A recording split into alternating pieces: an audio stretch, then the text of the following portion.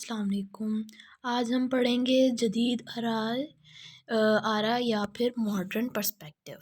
अब दोनों बुक्स के अंदर जो हैं वो इसके अंदर सिर्फ मॉडर्न पर्सपेक्टिव दिया गया है इफ्तिखार अकरम वाली बुक में, और जो यहाँ पर है बुक हमारे हाथों में आलिया सरदार की, इसके अंदर जो है मॉडर्न पर्सपेक्टिव जो है वो जदीद आरा के नाम से दिया गया है। सबसे पहले हम जदीद आरा को पढ़ेंगे, फिर हम मॉडर्न पर्सपेक्टिव को भी पढ़ेंगे ताकि आपको सारा कुछ थॉरोली एक्सप्लेन भी हो जाए और समझ भी आ जाए, क्योंकि आपने जितना मवाद आप अपने एग्ज़ाम के अंदर एक्सप्लेन करेंगे उतना ज़्यादा आपके लिए अच्छा होगा, उतने मार्क्स मिलेंगे और उतना ज़्यादा अच्छा रहेगा आपके लिए। सबसे पहले आ जाएगा जदीद आरा। सबसे पहले इसके अंदर है जदीद जोग्राफ़ी की इब्तिदा 19वीं सदी में हुई, यानी कि 19th सेंचुरी के अंदर इसकी इब्तिदा हुई। रेडज़िल के मुताबिक जो इल्म जोग्राफ़िया अन अनान अनान और इल्म जोग्राफ़िया अनान और उसके माहौल के दरमियान बाहमी रिश्तों का मुताले का नाम है। इल्म जोग्राफ़ियान जो है ना, इसका असल वर्ड ये है, और इसको जो है इन्होंने इंग्लिश के अंदर भी बताया है, study of inter relationship between man and his environment. आप जब इंग्लिश में पढ़ते हो आपको ज़रा किसी टाइम इंग्लिश में बहुत इजी लगता है और किसी टाइम आपको उर्दू में बहुत इजी लगता है, तो आप उर्दू में भी लिख सकते हैं, इंग्लिश में भी लिख सकते हैं। एज़ यू कैन सी के यहाँ पे उर्दू में भी लिखा हुआ है और इंग्लिश में भी लिखा हुआ है। फिर उसके बाद एक और बंदे की डेफिनेशन दी हुई है। जुग्राफिया ज़मीन के नशोनुमा नक़ूश का मुतालिया है जो मजमूई तौर पर इंसान के माहौल की तशकील करते हैं, यानी कि geography is the study of those features of the earth. Features यानी कि नक़ूश उनके features of the earth which constitute in men's physical environment. As you can see कि फ़िज़िकल इन्वायरमेंट इर्द गिर्द के माहौल के बारे में भी एक्सप्लेन किया जाता है। जदीद तारीफ़ के मुताबिक इंसान रुए ज़मीन पर तब्दीली लाने वाला सबसे बड़ा कारकुन है। एज़ यू नो कि आप मतलब इंसान जो है उसने सबसे ज़्यादा चेंजेस लेके आया है ज़मीन के ऊपर।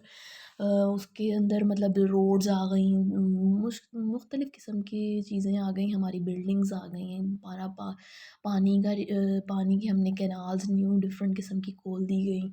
ये सब चीज़ें जो हैं ये जस्ट बिकॉज ऑफ मैन, जो इंसान है, इंसान की वजह से की गई हैं, और इस तरह इंसान और माहौल के दरमियान ताल्लुक़ जोड़ा गया। माहौल से मुराद हर वो चीज़ है जो हमारे इर्द गिर्द है और इंसानी ज़िंदगी पर असरअंदाज हो, माहौल कहलाती है। इंसान और माहौल एक दूसरे के लिए लाजिम व मज़लूम है। कहीं कुदरती माहौल इंसान पर गालिब नज़र आता है, और कहीं इंसान कुदरती माहौल के मगलूब किए हुए है। इस तरह दो नज़रियात हमारे सामने आते हैं जो कि हैं इन्वायरमेंटल डिटर्मिनिज़म एंड इन्वायरमेंटल पॉसिबिलिज़म। नज़रिया माहौलियाती तयन, तानियत और नज़रिया अमकानियत, ये दो तरह के नज़रिए आते हैं, एनवायरमेंटल डिटर्मिनिज़म एंड पॉसिबिलिज़म। ये एक टाइम आया था, एक इरा आया था, ये ओरिजिनली एक इरा आया था, एक एज आई थी जिसमें इन दोनों चीज़ों पर एम्फसाइज़ किया गया था। या तो माहौल इंसान पे गालिब पा जाता है, या फिर इंसान जो है वो माहौल के ऊपर गालिब आ जाता है, यानी कि असरअंदाज होते हैं। ये वॉइस एंड विर्सा इस तरह से ही किया जाता है। हम इसको आगे भी एक्सप्लेन करेंगे। सबसे पहले हम अपने इफ्तिखार अकरम जी की बुक में से पहले हम इसको पढ़ लें। अब पहले आ गया मॉडर्न पर्सपेक्टिव। इसके अंदर आ जाता है modern geography studies the earth as the home of man. Modern जो है वो इंसान earth as the home of man, इंसानों के लिए एक घर है, अर्थ को कहा गया है। It attempts to find out the relationship between man and his environment, man और उसके, इंसान और उसके माहौल के बारे में बयान किया गया है, इन दोनों का आपस के रिलेशनशिप को एक्सप्लेन किया गया है। In other words it studies man's adoption to the environment, इंसान किस तरह से इन्वायरमेंट को अपने मामलात के अंदर लेता है, किस तरह से माहौल को अडॉप्ट कर रहा है, कि मतलब जिस तरह अब सर्दियाँ हैं तो सर्दियों के कपड़े हम लोग पहनते हैं, और गर्मियाँ तो गर्मियों के कपड़े पहनते हैं, हम अपने इर्द गिर्द के माहौल को एक्सेप्ट करते हैं, उसको अडॉप्ट करते हैं, इसको एक्सप्लेन किया गया है। इन विच ही लिव्स एंड वर्क्स, मतलब जिसमें वो रहता भी है और काम भी करता है। It tells not only where things are located but also where they are positioned, कि मतलब किस तरह से, मतलब where they are and how they came to occupy that. फिर उसके बाद आ जाता है occupy that position. Thus geography follows, ये मैं पहले पूरा पढ़ देती हूँ, फिर उसके बाद इसको एक्सप्लेन कर देती हूँ। Thus geography follows a systematic approach and appears as a scientific discipline which gives the following answers. What is the cause of the variation in the distribution of phenomena we observe to exist that in geographic space? What are the dynamics that shape the spatial organization of each part of the earth's surface? These are among the central questions that geographers have asked for centuries and continue to pose today. जिस तरह के इसमें सारा कुछ यही बताया गया है कि किस तरह से हम सिस्टमेटिकली अप्रोच करते हैं एक जोग्राफ़ी को, और मतलब एक इंसान और एनवायरनमेंट एक दूसरे के साथ कितना कितने ज़्यादा एक दूसरे के साथ कंपाइल हुए हुए हैं, कितने ज़्यादा एक दूसरे के साथ डिपेंडेंट हुए हुए हैं, इसको पूरे को एक्सप्लेन किया गया है। और इसके अंदर बहुत ज़्यादा कुछ एक्सप्लेन नहीं किया गया, इसलिए आप इसको थॉरोली रीड करें और अपने हिसाब से इसको लिखने की कोशिश करें तो ये हो जाएगा।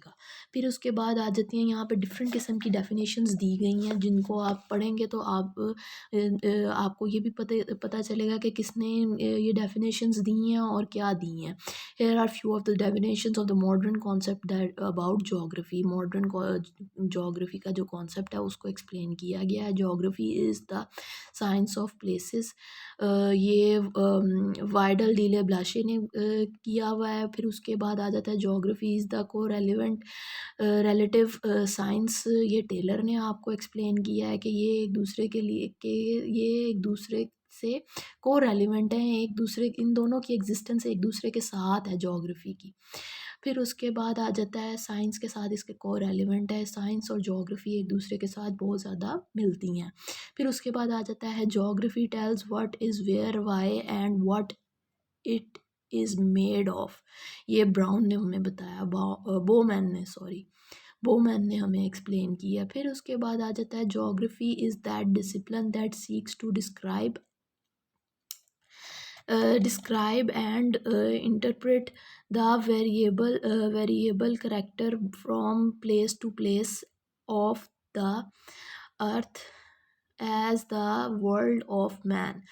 ये इसके अंदर बताया गया है कि geography is the discipline that seeks the to describe, जो एक्सप्लेन करता है, इंटरप्रेट करता है आप वेरिएबल्स, डिफरेंट वेरिएबल्स को प्लेस टू प्लेस, एक जगह से दूसरी जगह पे अर्थ के ऊपर इंसान की, जो इंसान का वर्ल्ड, जो जिस इंसान ने अपनी अर्थ के ऊपर जो अपना सारा गलबा पाया हुआ है वो किस तरह से है, ये डेफिनेशन दी गई है हार्ट्स शॉन की तरफ से।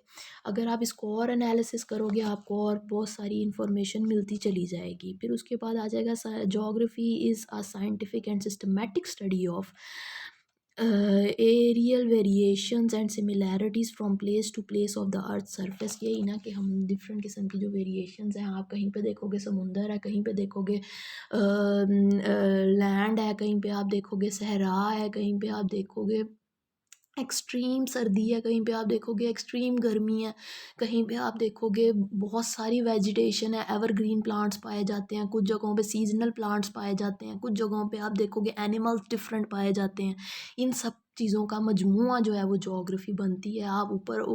आप ओवरऑल जब इनका इम्पैक्ट देखते हो on the earth surface, in the earth surface, ये दोनों चीज़ें जब कंबाइन होके पढ़ा जाता है, mostly on the surface of the earth is the geography.